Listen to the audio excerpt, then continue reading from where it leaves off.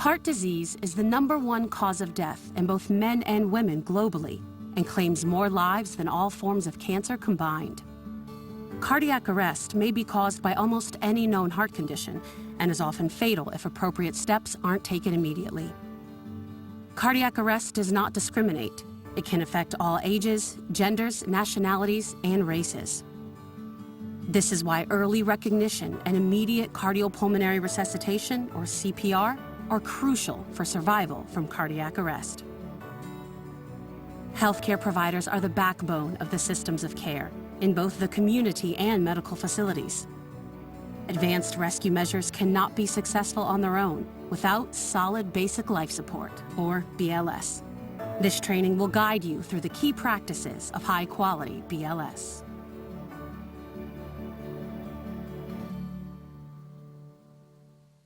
Products are shown for demonstration purposes only.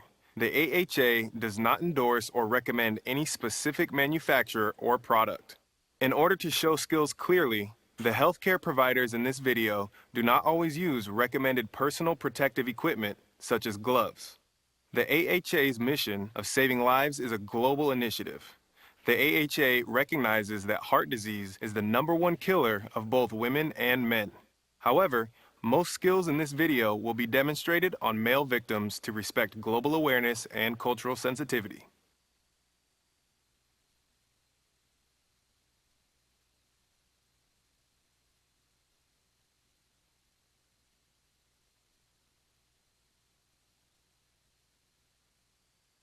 On any given day and at any time, you could encounter a victim of cardiac arrest because about every 90 seconds, a person dies of sudden cardiac arrest. But with the training you receive today, your actions can give a victim the best chance of survival. Sudden cardiac arrest occurs without warning or within just a few minutes after symptoms appear. The term heart attack is often mistakenly used to describe cardiac arrest. Although a heart attack may cause cardiac arrest and sudden death, they are different conditions. But it's important to call emergency services for both. There is more information on the differences between heart attack and cardiac arrest in your provider manual. First, let's talk about the 2 adult chains of survival. One is for out-of-hospital cardiac arrest, and one is for in-hospital cardiac arrest. Both chains have 6 links, but the links differ slightly. Both chains include activation of the emergency response system, high-quality CPR, early defibrillation, post-cardiac arrest care, which may be provided in the cath lab or the intensive care unit, and recovery. For the in-hospital chain, the difference is the first link. It focuses on early recognition and prevention of cardiac arrest with patient monitoring and assessment and, if necessary, rapid response by the medical emergency team when a patient's condition starts to deteriorate. For the out-of-hospital chain, the difference is the 4th link, which focuses on advanced resuscitation. In this link, a multi-rescuer team arrives and takes over CPR and may perform additional advanced interventions. Because most adult cardiac arrests occur at home or in other places that are outside of a hospital, we'll look at the chain of survival for an out-of-hospital cardiac arrest first. A son drives his father to a doctor's appointment. The father collapses, and his son realizes that he needs to find help. A nurse runs out of the doctor's office and tries to get a response from the father. She recognizes possible cardiac arrest and sends the son into the office to call for help and set the emergency response system in motion. The chain of survival begins right here, with the nurse's immediate recognition of possible cardiac arrest and activation of the emergency response system. A rescuer must first recognize the signs of cardiac arrest, such as unresponsiveness and lack of normal breathing. After recognition, the rescuer should immediately activate the emergency response system and begin high-quality CPR. Effective bystander CPR provided immediately after cardiac arrest can double or even triple someone's chance of survival. Bystanders who aren't trained in CPR are encouraged to provide compression-only CPR, also called hands-only CPR. When an untrained bystander sees an adult collapse suddenly, there are 2 simple steps to follow. Call 911 and push hard and fast in the center of the chest. Dispatchers or telecommunicators may provide further instructions, including step-by-step coaching on how to perform CPR until trained help arrives. Some healthcare providers might find it necessary to provide compression-only CPR until a barrier device is available. The nurse begins chest compressions without delay. The office assistant summons another nurse to help.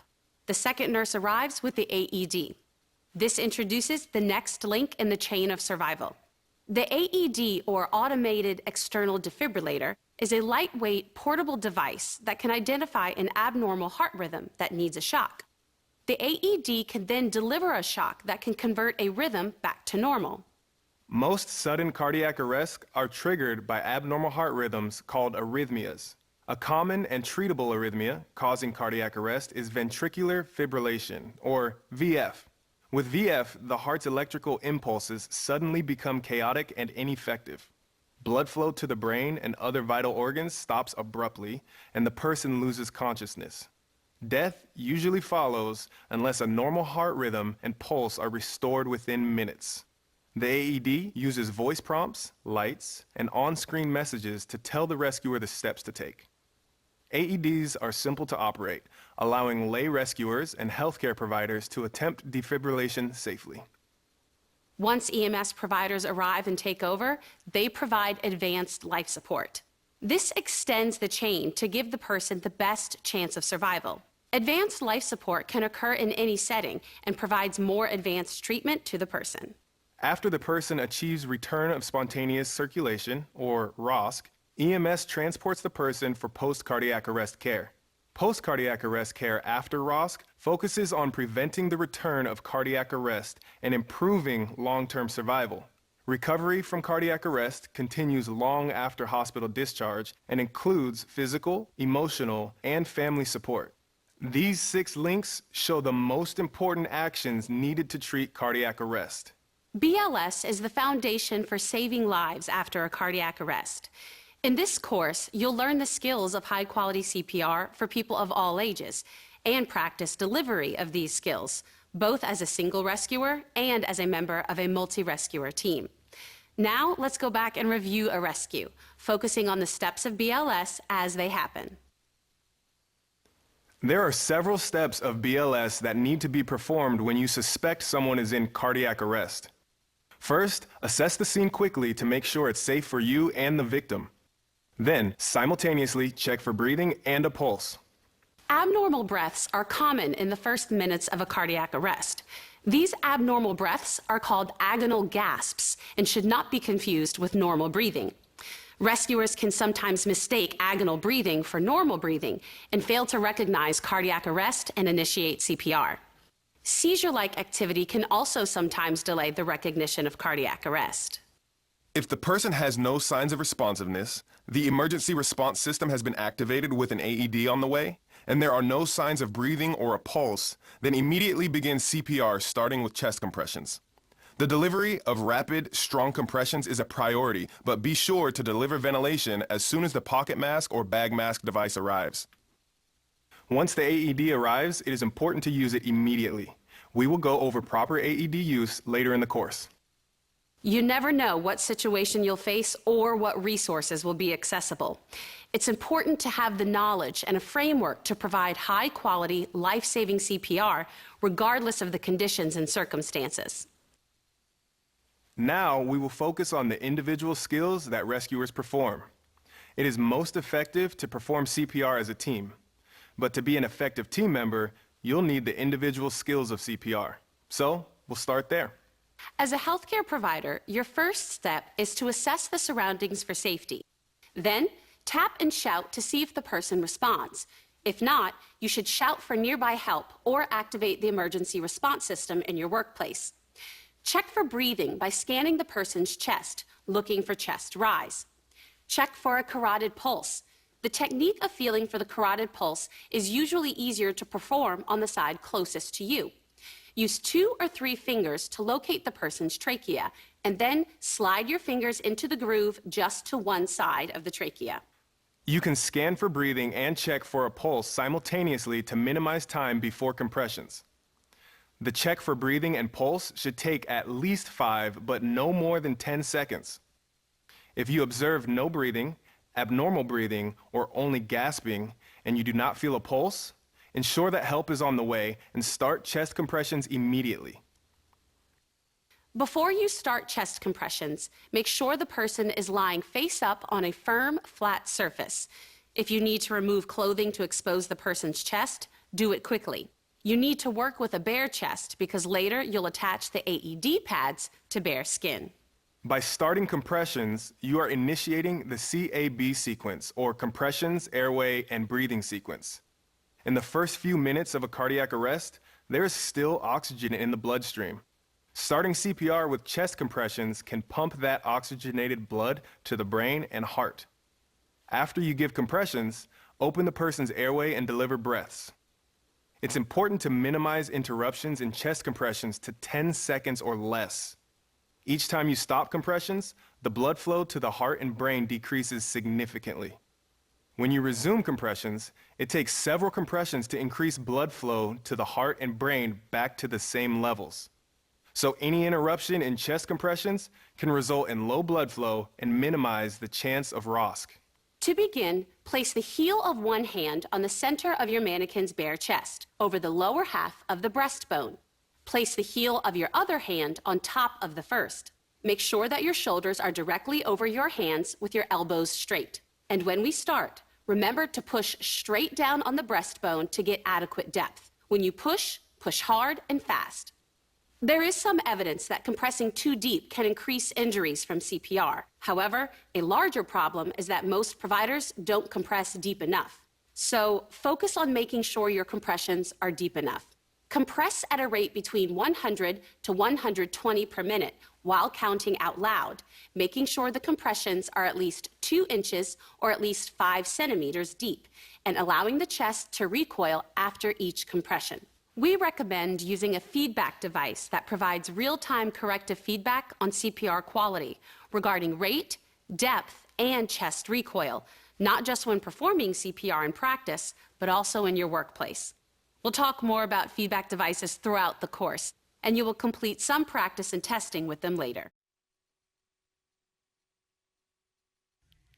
Now you're going to learn another part of CPR, opening the airway and giving breaths. 23, 24, 25, 26, 27, 28, 29, 30. In a two-rescuer scenario, you would use a bag mask for giving breaths. You will learn how to use the bag mask in a moment. During this course, for any one rescuer activity, you will be using a pocket mask. When practicing two rescuer scenarios, you will always use a bag mask. Finishing her compressions, Kate quickly places the mask with one-way valve on the victim's face. She delivers 2 breaths and returns to giving compressions in less than 10 seconds. 1, 2, 3, 4. Now let's watch as Kate demonstrates the proper technique for using a pocket mask. Place the mask on the victim's face, using the bridge of the nose as a guide for correct position. Seal the mask against the face by placing the index finger and the thumb of your hand closest to the top of the victim's head, along the edge of the mask. Place the thumb of your other hand along the lower edge of the mask. Place the fingers of that hand under the bony part of the lower jaw near the chin. Open the airway using a head tilt chin lift. Lift the jaw to bring the chin forward. This will lift the victim's tongue, relieving a possible airway obstruction. Do not use your thumb to lift the chin. Also, do not press deeply into the soft tissue under the chin, because this might block the airway.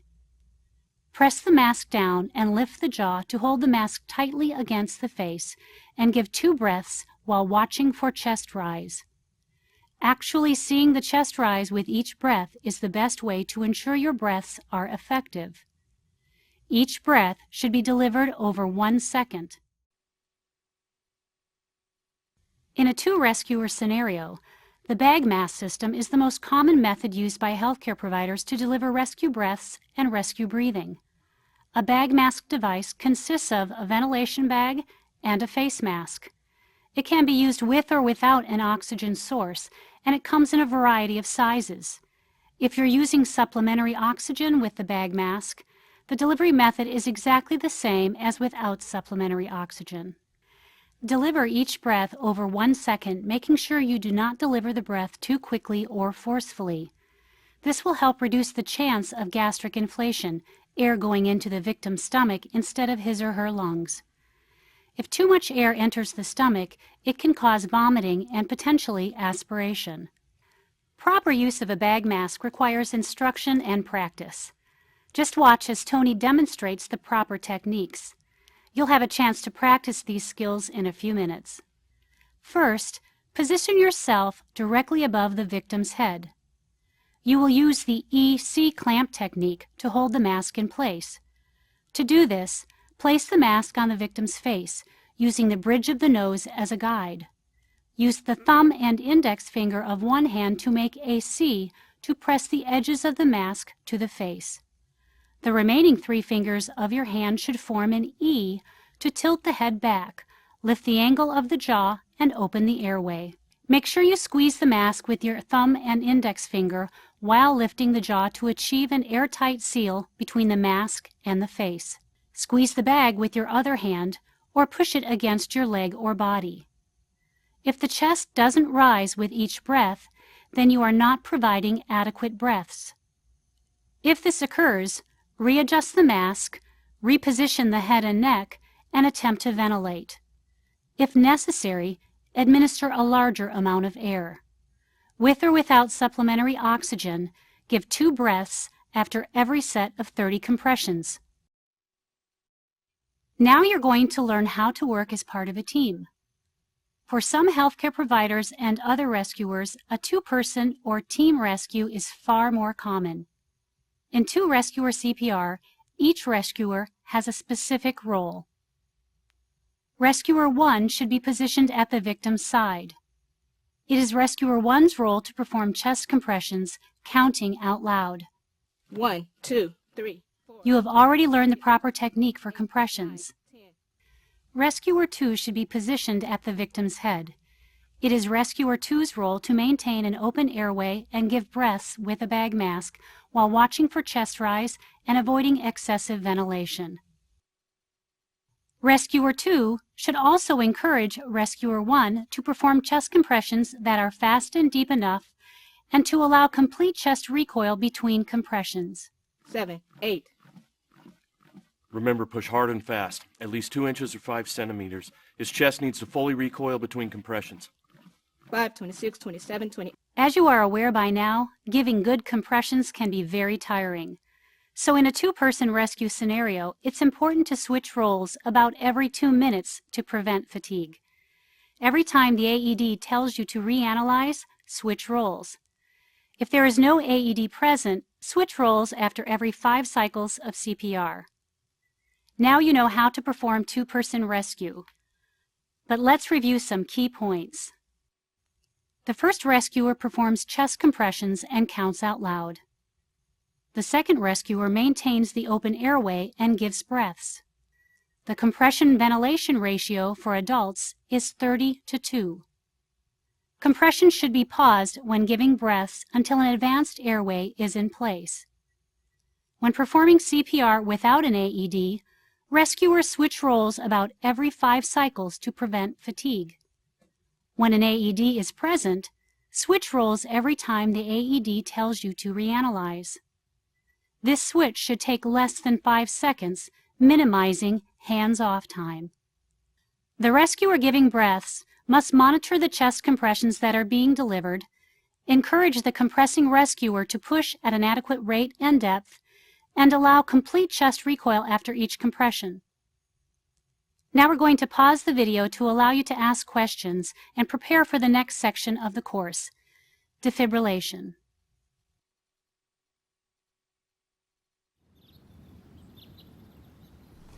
There's no pulse.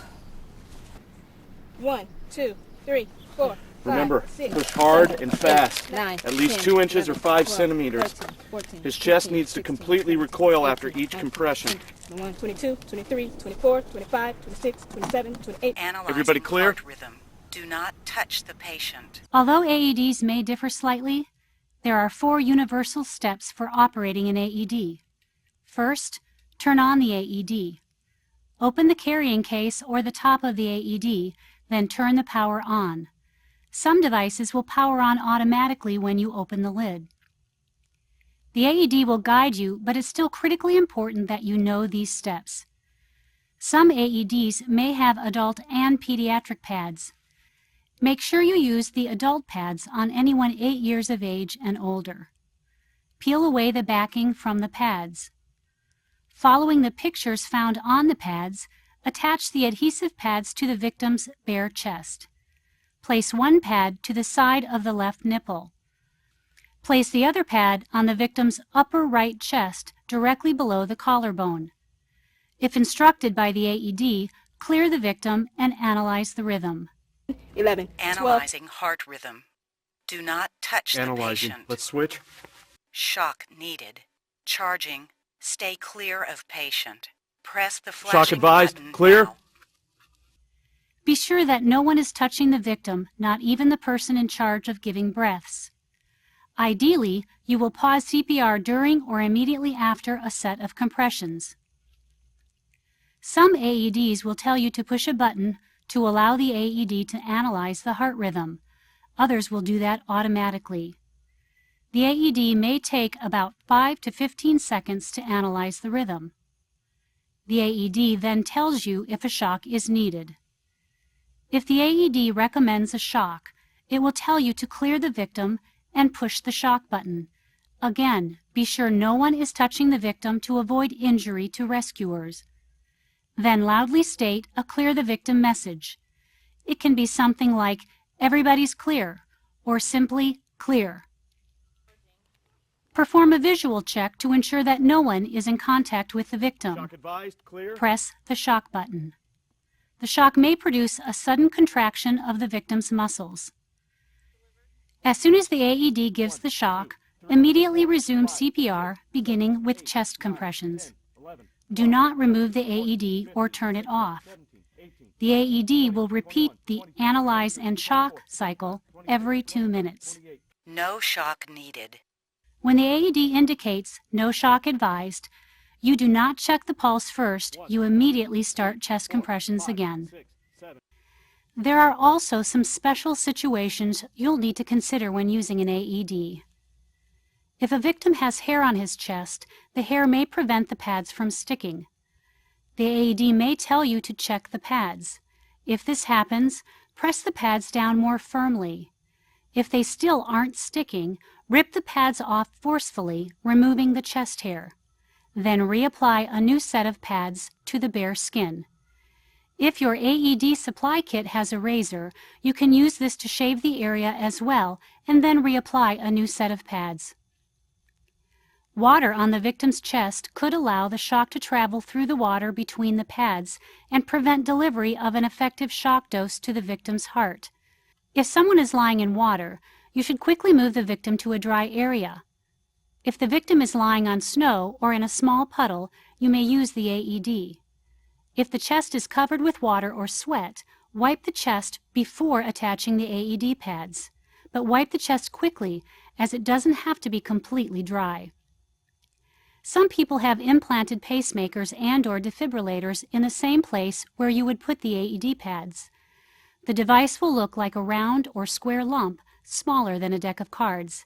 If you see this lump, try to avoid putting the pad directly over the lump. Do not place the pad directly over a medicine patch. If the shock delivery will not be delayed, take the patch off and quickly wipe the chest before you put on the pad. So we've covered a lot so far. Recognition of cardiac arrest, compressions, breathing, and defibrillation. Now let's put it all together in real time, just like we did before. Let us through. Everybody step back, please. Scene is safe. We can take it from here, sir. Well, you guys got here quick. Hey, can you hear me? Are you okay? He's not responding. He's not breathing normally, just gasping. Grab the AED.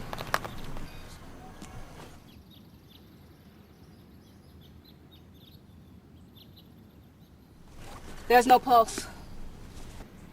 1, 2, 3, 4. Remember, 6, push hard 7, and 8, fast. 9, At least 10, 2 inches or 11, 5 12, centimeters. 13, 14, His chest 15, needs to 16, completely 17, recoil 18, after each 19, compression. 21, 22, 23, 24, 25, 26, 27, 28. Analyzing Everybody clear? heart rhythm. Do not touch the patient. Let's switch now. 21, 22, 23, Analyzing 24, heart rhythm. 25, 26, Stay clear 27, of 28. patient. Let's switch again. Shock needed. Stay clear of patient. Charging. Press the Everybody flashing clear. button now. Shock delivered. Begin CPR. 1, 2, 3, Start 4, with 5, compressions. 6, 7, 8, 9, 10, 11, 12, 13, 14, 15, 16, 17, 18, 19, 20, 21, 22, 23, 24, 25, 26, 27, 28, 29, 30. 1, 2, 3, 4, 5, 6, 7, 8, 19, 20, 21, 22, 23, 24, 25, Analyzing 26, heart 27. rhythm. Stay clear of patient. Everybody clear? Let's switch. No shock needed. Coming through. Stand back, please. Scene is safe. Hey. Are you okay? Can you hear me? He isn't responding. Isn't breathing normally, just gasping. Grab the AD.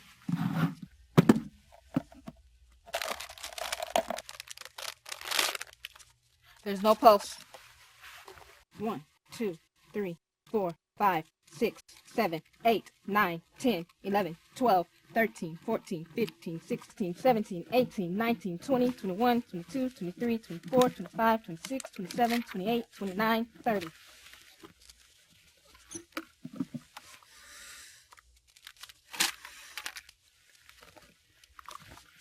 1, 2, 3, 4, 5, 6, 7, 8, 9, 10, 11. Analyzing heart rhythm. Do not touch the patient. Analyzing. Let's switch. Shock needed. Charging. Stay clear of patient.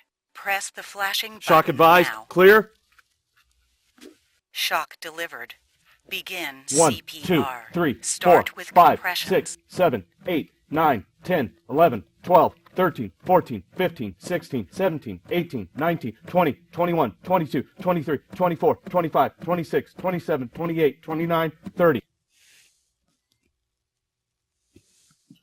1, 2, 3, 4, 5, 6, 7, 8, 9, 10, 11, 12, 13, 14, 15, 16, 17, 18, 19, 20, 21, 22, 23, 24, 25, 26, 27, 28, 29, 30. 1, 2, 3, 4, 5, 6, 7, 8, 9, 10, 11, 12, 13, 14, 15, 16, 17, 18, 19, 20, 21, 22, 23, 24, 25, 26, 27, 28, 29, 30. 1, 2, 3, 4, 5, 6, 7, 8, 9, 10, 11, 12, 13, 14, 15, 16, 17, 18, 19, 20, 21, 22, 23, 24, 25, 26, 27, 28, 29, 30.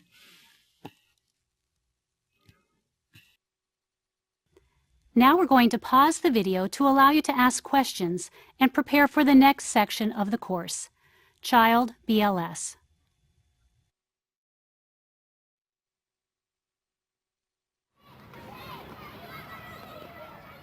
You've learned BLS for adults, but what if the victim had been a child? Hey, Donnie, are you okay?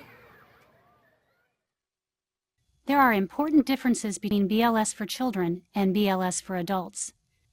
Under the American Heart Association BLS guidelines, anyone from the age of 1 to puberty is considered a child. For these BLS guidelines, puberty is defined as chest or underarm hair on males and any breast development on females. When performing compressions on a child, use 1 or 2 hands, whichever allows you to provide deep, effective compressions. Compress to a depth of at least 1/3 the depth of the chest, about 2 inches or 5 centimeters, allowing the chest to recoil completely. If you are unable to compress to the correct depth with 1 hand, either due to fatigue or lack of upper body strength, use 2 hands to provide ongoing high-quality compressions. For a single rescuer for victims of all ages, use a compression to ventilation ratio of 30 compressions to 2 breaths. If you are in a 2 rescuer team for children, the ratio should be 15 compressions to 2 breaths. Delivery of breaths to children requires less volume and force, but you still need to use enough air to see the chest rise. There are some differences in when to activate the emergency response system.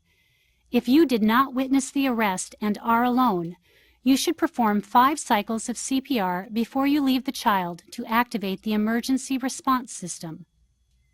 If the arrest is sudden and witnessed, leave the child, activate the emergency response system, get the AED or defibrillator, then return to the child.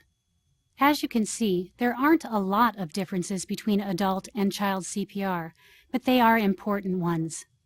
Remember, when performing compressions on a child, use 1 or 2 hands, whichever allows you to provide deep, effective compressions.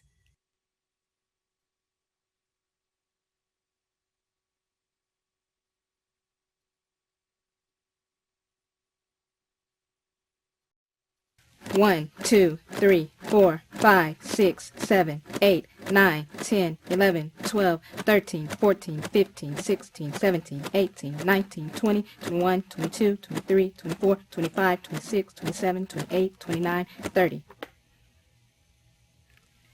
1, 2, 3, 4, 5, 6, 7, 8, 9, 10, 11, 12, 13, 14, 15, 16, 17, 18, 19, 20, 21, 22, 23, 24, 25, 26, 27, 28, 29, 30. 1, 2, 3, 4, 5, 6, 7, 8, 9, 10, 11, 12, 13, 14, 15, 16, 17, 18, 19, 20, 21, 22, 23, 24, 25, 26, 27, 28, 29, 30. 1, 2, 3, 4, 5, 6, 7.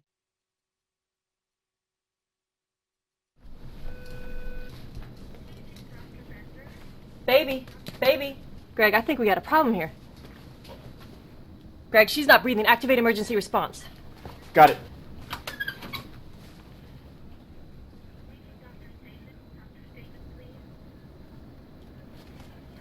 One, 2, 3, 4, 5, 6, 7, 8, 9, 10, 11, 12, 13, 14, 15, 16, 17, 18, 19, 20, 21, 22, 23, 24, 25, 26, 27, 28, 29, 30. Help's on the way. Let's start 15 and 2. Great chest rise. 1, 2, 3, 4, 5, 6, 7, 8, 9, 10, 11, 12, 13, 14, 15. 1, 2, 3, 4, 5, 8, 9, 10, 11, 12, 13, 14, 15. Let's switch.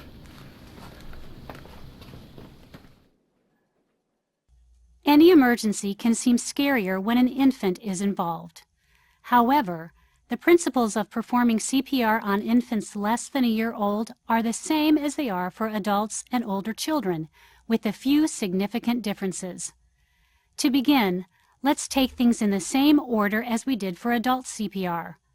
We're going to teach you the skills you will need for 1- and 2-person infant rescue. First, check the victim for a response and breathing. If the infant is unresponsive and not breathing or only gasping, send someone to activate the emergency response system and get the AED.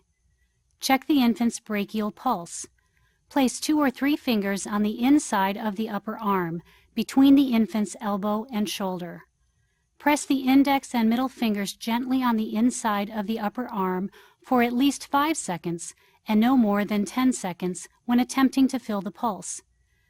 If there is no pulse, or if the heart rate is less than 60 per minute with signs of poor perfusion, make sure the infant has adequate oxygenation and ventilation. If he or she does, begin CPR. Place the tips of your 2 fingers in the center of the infant's chest, just below the nipple line. Do not press on the bottom of the breastbone. Push hard and fast, to a depth of at least 1/3 the depth of the chest, or approximately 1.5 inches or 4 centimeters. After each compression, completely release the pressure on the breastbone and chest, allowing the chest to recoil completely.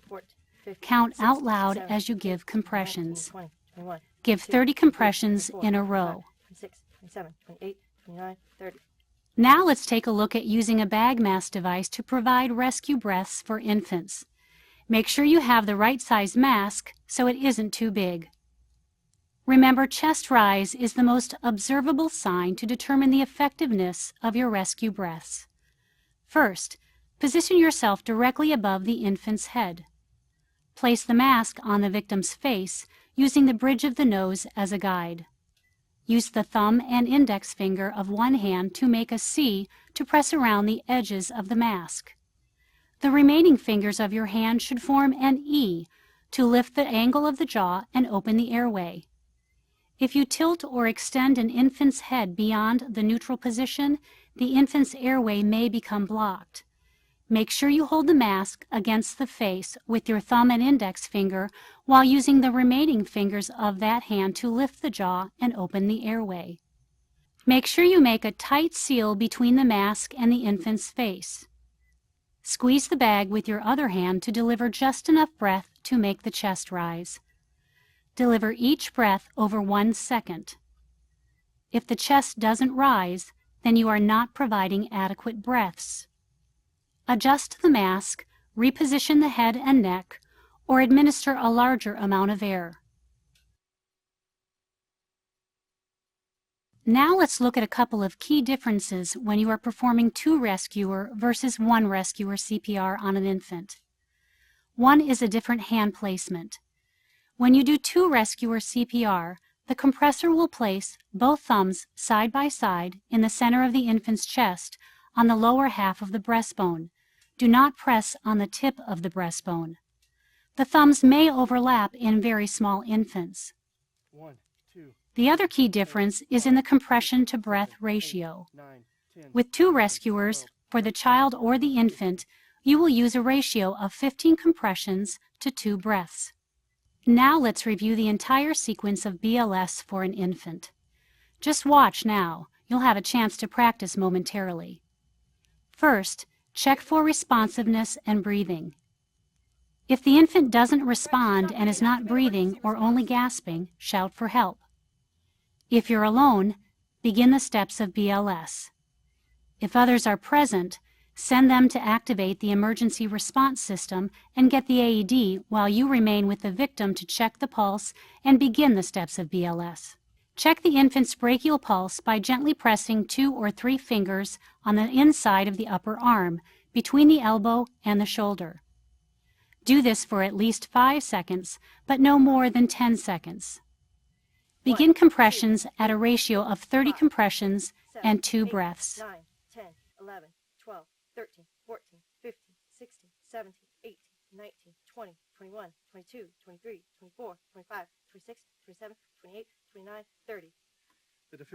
When a second rescuer arrives, you switch to a ratio of 15 compressions and 2 breaths. 1, 2, 3, 4, 5, 6, 7, 8, 9, 10, 11, 12, 13, 14, 15. One other note. Rescuers switch roles after every 10 cycles of CPR to prevent fatigue. You've just learned how to perform infant CPR. Now let's see how well you've learned it. Your instructor will put you in teams. After you've completed the practice session, you will switch roles and practice again. Right now we're going to pause the video to allow you to get into position to practice 2 rescuer infant CPR.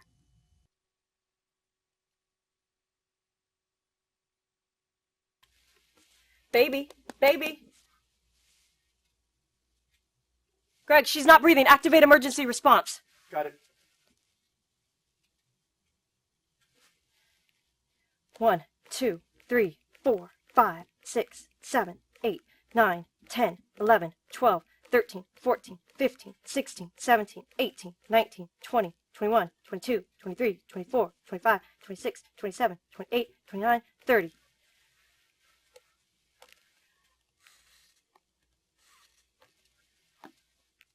1, 2, 3, 4, 5, 6, 7, 8, 9, 10, 11, 12, 13, 14, 15, 16, 17, 18, 19, 20, 21, 22, 23, 24, 25, 26, 27, 28, 29, 30. The cart's on its way. Let's start 15 and 2. Start compressions. 1, 2, 3, 4, 5, 6, 7, 8, 9, 10, 11, 12, 13, 14, 15. 1, 2, 3, 4, 5, 6, 7, 8, 9, 10, 11, 12, 13, 14, 15. 1, 2, 3, 4, 5, 6, 7, 8, 9, 10, 11, 12, 13, 14, 15. 1, 2, 3, 4, 5, 6, 7, 8, 9, 10, 11, 12, 13, 14, 15. 1, 2, 3, 4, 5, 6, 7, 8, 9, 10, 11, 12, 13, 14, 15. 1, 2, 3, 4, 5, 6, 7, 8, 9, 10, 11, 12, 13, 14, 15. 1, 2, 3, 4, 5, 6, 7, 8, 9, 10, 11, 12, 13, 14, 15. 1, 2, 3, 4, 5, 6, 7, 8, 9, 10, 11, 12, 13, 14, 15. 1, 2, 3, 4, 5, 6, 7, 8, 9, 10, 11, 12. We've talked about the differences in compressions and breaths for children and infants, but now let's cover the difference in the use of an AED for an infant or child under 8 years of age. Some AEDs have been modified to deliver different shock doses, one shock dose for adults and one for children under 8. If you use a pediatric-capable AED, there are features that allow it to deliver the child-appropriate shock. Which feature is available depends on the type of AED you are using. If your AED includes a smaller size pad designed for children, use it. If not, use the standard pads, making sure they do not touch or overlap. The important thing is to be familiar with the AED you will be using, if possible, before you actually need to use it. When you are using an AED, remember to turn it on first and follow the prompts as it leads you through the rest of the steps. For infants, a manual defibrillator is preferred to an AED for defibrillation. If a manual defibrillator is not available, an AED equipped with a pediatric dose attenuator is preferred. If neither is available, you may use an AED without a pediatric dose attenuator.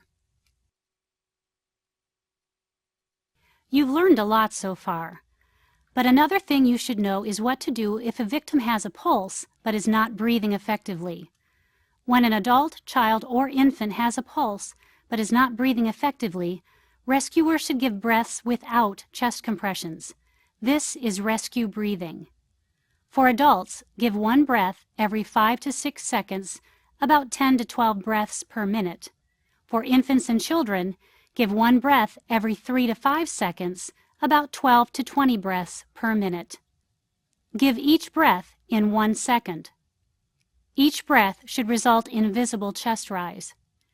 And you should check the pulse about every 2 minutes. Because many cardiac arrests happen at home, you may need to give breaths to a family member or close friend when you are off duty. To give mouth-to-mouth breaths to a victim 1 year of age and older, hold the victim's airway open with a head tilt chin lift. Pinch the nose closed with your thumb and index finger. Take a regular breath and seal your lips around the victim's mouth, creating an airtight seal. Give one breath, blowing for about 1 second. Watch for the chest to rise as you give the breath. If the chest does not rise, repeat the head tilt chin lift. Give a second breath. If you are unable to ventilate the victim after 2 attempts, promptly return to chest compressions. So now you know how to perform BLS for an adult, child, or infant. As we said at the beginning of the class, on any given day, you could come across a victim of cardiac arrest, where your actions and training can determine the outcome.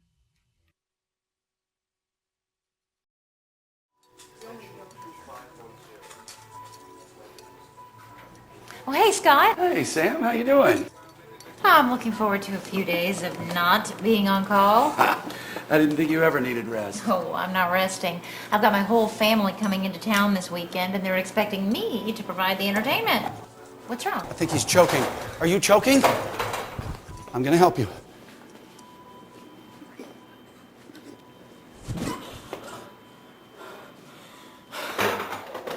Sit down, sit down. Choking occurs when food or other items block a person's airway. In severe airway obstructions, the victim usually will have signs of poor air exchange and breathing difficulty, such as a silent cough, cyanosis or turning blue, and an inability to speak or breathe.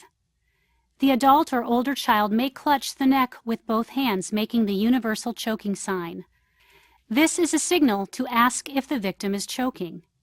If the victim nods that he or she is choking and cannot talk, you must act. In a standing or kneeling victim, you'll perform an abdominal thrust often referred to as the Heimlich maneuver. Stand or kneel behind the victim and place your arms around the victim's waist. With one hand, locate the navel. Then make a fist with the other hand. Place the thumb side of your fist against the victim's abdomen, just above the navel and below the breastbone. Grasp your fist with your other hand and press your fist into the victim's abdomen with a quick, forceful upward thrust. Repeat thrusts until the object is expelled from the airway or the victim becomes unresponsive. If the victim is too large for you to wrap your arms around the waist, pregnant or overweight for example, wrap your arms around the victim's chest and do chest thrusts instead of abdominal thrusts. If your attempts to relieve choking in an adult or child are unsuccessful or the victim becomes unresponsive, send someone to activate the emergency response system. Perform CPR using the CAB sequence with one exception. Each time you open the airway to give breaths, look for the obstructing object in the back of the throat. If you see an object that can be easily removed, carefully remove it, but do not perform a blind finger sweep as the object may become lodged further back in the airway. Choking is also a fairly common emergency among infants. The steps to relieving choking in an infant are quite different than those for older children and adults. If you find an infant choking and they are responsive, first sit or kneel with the infant in your lap. Hold the infant face down with the head slightly lower than the chest, resting on your forearm. Support the head and jaw with your hand. Avoid compressing the soft tissues of the infant's throat. Rest your forearm on your thigh to provide support. Deliver up to 5 back slaps forcefully between the infant's shoulder blades using the heel of your hand. Deliver each slap with sufficient force to attempt to remove the foreign body. Then place your free hand on the infant's back, supporting the head with the palm of your hand. This will cradle the infant between your 2 forearms as you turn the infant over while carefully supporting the head and neck. Keep the infant's head lower than the chest and deliver up to 5 quick downward chest thrusts the same way you perform compressions, just below the nipple line, over the lower half of the breastbone. Do this at a rate of about 1 per second. Repeat the sequence of 5 back slaps and 5 chest thrusts until the object is removed or the infant becomes unresponsive.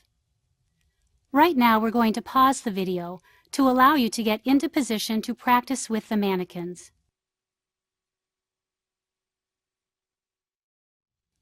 Now that you're in position, let's begin. Follow along with the video footage as you practice, and switch students on the mannequins when the video instructs you to.